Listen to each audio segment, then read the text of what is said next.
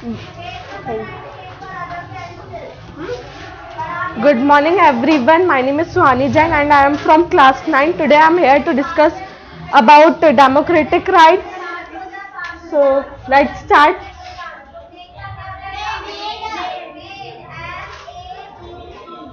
So as we all know that our India is a democratic, rights are the reasonable claims of a person recognized by society and sanctioned by law. जो हमारी country ने, हमारे constitution ने हमें rights दिए, वो पूरी society को पता होना चाहिए, लॉ से सैंक्शन होना चाहिए और ये एक रीजनेबल क्लेम्स होते हैं. राइट्स आर नेसेसरी और ये राइट्स सबके लिए इक्वल होते हैं. ऐसा कुछ नहीं है कि कोई मतलब सबके लिए इक्वल होता है. ऐसा नहीं कोई रिच है और कोई पुअर है तो दोनों के पास अलग अलग होंगे. राइट्स सबके लिए इक्वल होते हैं. Why do we need rights in a democracy? हम सबको राइट्स क्यों चाहिए डेमोक्रेसी के लिए?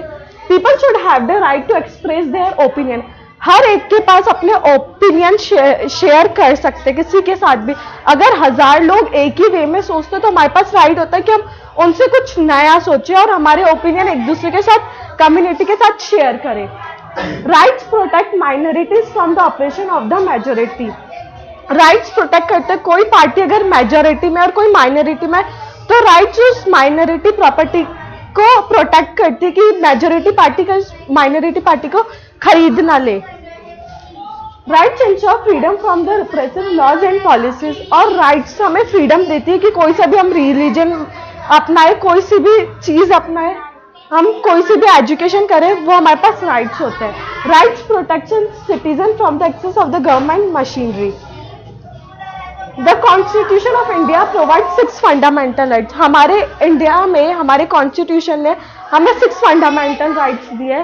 सो fundamental rights are right to equality, right to freedom, right against exploitation, right to freedom of religion, culture and educational rights, right to constitutional remedies. अब right to equality. According to Constitution, according to Indian Constitution, the state shall not deny to any person in India equality before law or equal protection of law. अगर India में कोई poor है, कोई rich है, किसी का colour अच्छा है और कोई ब्लैक कलर का है, तो सबके लिए राइट्स इक्वल होते हैं. ऐसा नहीं कि कोई रिच है तो उसको ज्यादा राइट्स दे दे और कोई पुअर है तो उसको कम राइट दे. इंडियन कॉन्स्टिट्यूशन में सबके लिए इक्वल प्रोटेक्शन है और वो राइट सबके लिए सेम मैनर में प्रोटेक्ट करते हैं एक दूसरे को.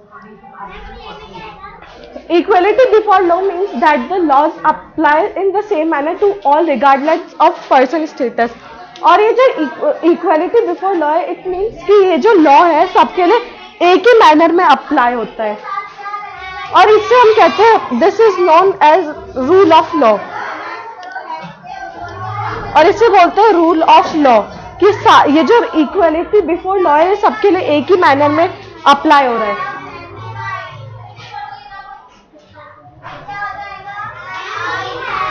Equal protection of law means the right to equal treatment in similar circumstances. No one should be favored and no one should be placed under any disadvantage. यानी कि अब कुछ सिटीजन्स ऐसे होते हैं जो एक दूसरे के राइट को मिसबिहेव करते हैं उनके राइट्स के साथ. तो कॉन्स्टिट्यूशन ने हमें दिया कि सबको इक्वल प्रोटेक्शन मिलेगा, चाहे वो उसका स्टेटस कैसा भी हो, चाहे वो रिच हो चाहे पुअर हो, और चाहे वो उसका कास्ट हो, उसकी रेस हो, चाहे वो रिलीजन हो, कोई से भी धर्म को मानता हो, चाहे किसी को भी चीज को मानता हो, तो इक्वल होना चाहिए. Further the constitution provide that the state shall not discriminate against any citizen on ground only of religion, caste, race, sex or place of birth. और कॉन्स्टिट्यूशन हमारे साथ डिस्क्रिमिनेट नहीं कर सकता on the basis of religion, race, caste, sex और place of birth. चाहे वो कोई से भी धर्म को मानता हो, चाहे वो कोई सी भी कास्ट का हो, चाहे वो उसका कैसा भी कलर हो, चाहे वो उसका कैसा भी सेक्स हो और वो कहीं पे भी उसने बर्थ लिया, तो कॉन्स्टिट्यूशन उसके अगेंस्ट डिस्क्रिमिनेट नहीं कर सकता. Even every citizen of shall have the access to public places like shops, restaurants, hotels and cinema halls. और किसी भी सिटीजन को कॉन्स्टिट्यूशन या गवर्नमेंट मना नहीं कर सकती, वो कोई से भी पब्लिक प्लेसेस पर जा सकता है like shops, restaurants, hotels, cinema halls. Similarly, there shall be no restriction with regard to the use of wells, tanks, bathing ghats. और ये जो पब्लिक पब्लिक प्लेसेस है like wells, tanks, bathing ghats, roads, playground, इस पे भी government आपको मना नहीं कर सकती, चाहे वो किसी भी रिलीजन का मानता हो, किसी भी कास्ट का हो। All citizens have equality of opportunity in matters relating to employment or appointment to any position in the government. अब जो इंडियन कॉन्स्टिट्यूशन या इंडियन गवर्नमेंट ने बोला है कि कोई भी सिटीजन्स हो उसके पास इक्वालिटी गवर्नमेंट की कोई सी भी अपॉर्चुनिटी लेने के लिए, एम्प्लॉयमेंट करने के लिए, चाहे वो कोई सी भी पोजीशन पर हो। The principle of non-discrimination extends to social life as well. The practice of untouchability has been abolished and its practice in any form of forbidden. Further, the titles have also been abolished. Article 18. According to Article 18 and 17, मतलब कि जो हमारा principal है यानी constitution ने दिया है कि जो प्रैक्टिस ऑफ अनटचेबिलिटी वो अबॉलिश की गई है। According to Article 17, according to Article 18. Right to freedom. The Constitution of India provides all citizens the following rights. Freedom of speech expression, कि हमारे पास फ्रीडम होती है कि किसको हमारे व्यूज, हमारे ओपिनियंस पूरी कम्युनिटी और सबके साथ शेयर करें। Freedom of assembly in a peaceful manner, freedom to form associations और union, freedom of movement throughout the country, freedom to reside in any part of the country, freedom to practice any profession or to carry on any occupation, trade of business।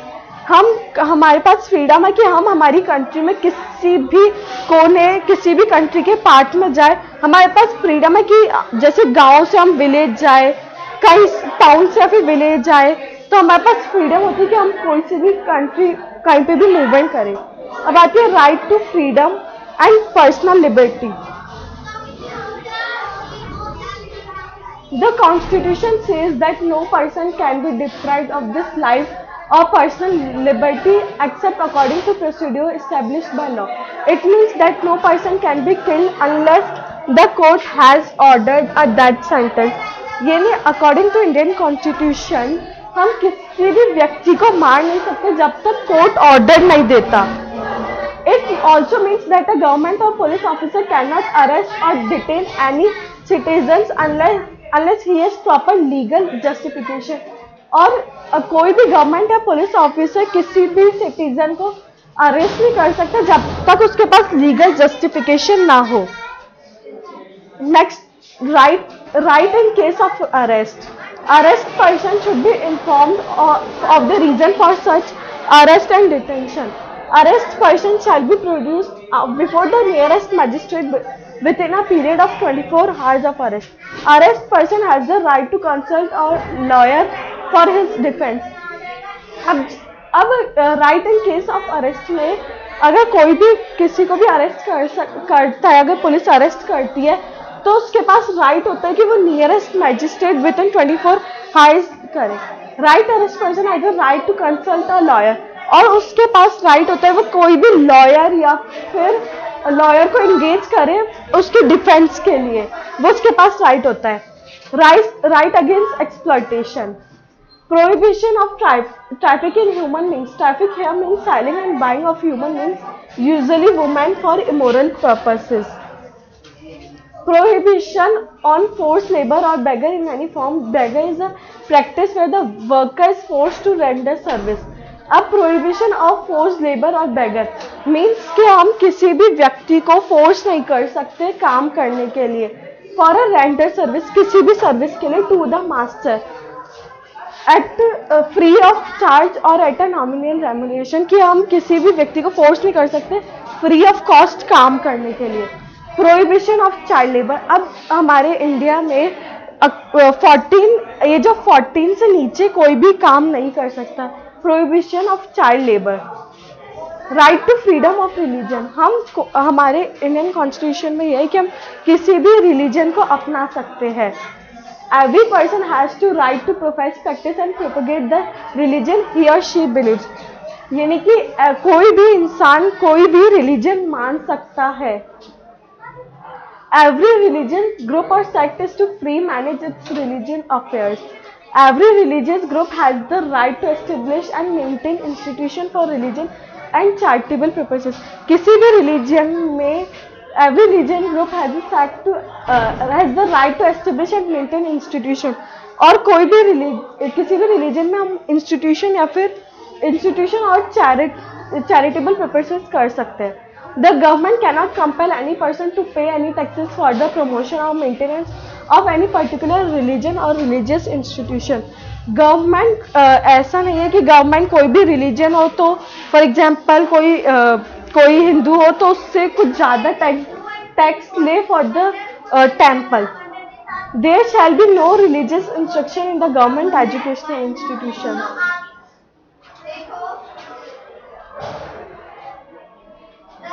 In educational institution managed by private bodies, no person shall be compelled to take part in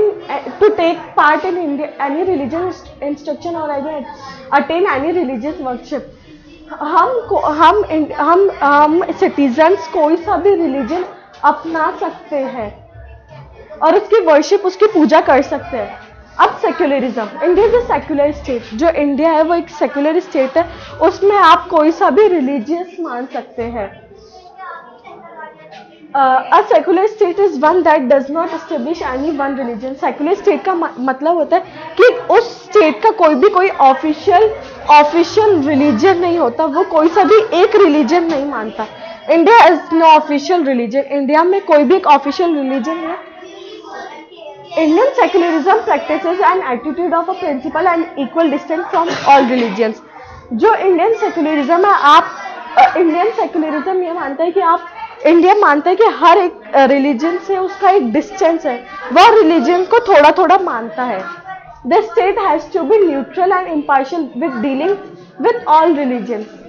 culture and educational rights. The Constitution provides following culture and educational rights of minorities। Any section of citizen with a distinct language or culture has a right to conserve it। Admission to any educational institution maintained by government or receiving government aid cannot be denied to any citizen on the ground of religion or language। आप किसी भी education institution में part ले सकते हैं, government उसे deny नहीं करेगा, चाहे आप किसी भी कास्ट के हो, चाहे आप किसी भी रिलीजन के मानते हो और कहीं पे भी आपकी कोई सी भी लैंग्वेज हो। Right to educational remedies. अब राइट टू कॉन्स्टिट्यूशनल रेमेडीज में है कि आप अगर गवर्नमेंट आपसे कुछ भी छुपा रही हो तो एक हमें इंडियन कॉन्स्टिट्यूशनल दिया है PIL स्टैंड होता है पब्लिक इंटरेस्ट लिटिगेशन। अगर गवर्नमेंट आपसे कुछ भी छुपा रही हो या कुछ भी कर रही हो तो आपके पास आपके राइट है कि आप उनसे पूछ सके कि गवर्नमेंट क्या कर रही है इंडिया के लिए। It is possible that sometimes our rights may be violated by fellow citizens, private bodies, by the government। When any of our rights are violated, we can seek remedy through courts। If it is a fundamental right, we can directly approach the Supreme Court or the High Court of a state। अगर हमारे rights violate हो रहे हैं किसी भी citizen के द्वारा या कोई भी गवर्नमेंट हमारे राइट वायलेट कर रही है तो हमारे पास राइट है कि हम पूछ सके कि भाई आप ऐसा क्यों कर रहे हैं। और अगर वो कोई फंडामेंटल राइट है तो हम डायरेक्टली सुप्रीम कोर्ट और हाई कोर्ट में अप्रोच कर सकते हैं। The Supreme Court and the High Court have the power to issue direction orders or writs for the enforcement of the fundamental rights। They can also award compensation to the victims and punish to the violators। और उनके supreme court और high court के पास power अगर आपके right कोई भी violet कर रहा हो तो वो उसको पनिश कर सके। Doctor Bhimrao Ambedkar called the right to constitution remedies the heart and soul of our constitution. An independent commission called National Human Rights Commission has been set up by law in 1993। It helps the victims circulate their human rights, especially fundamental rights। So, thank you।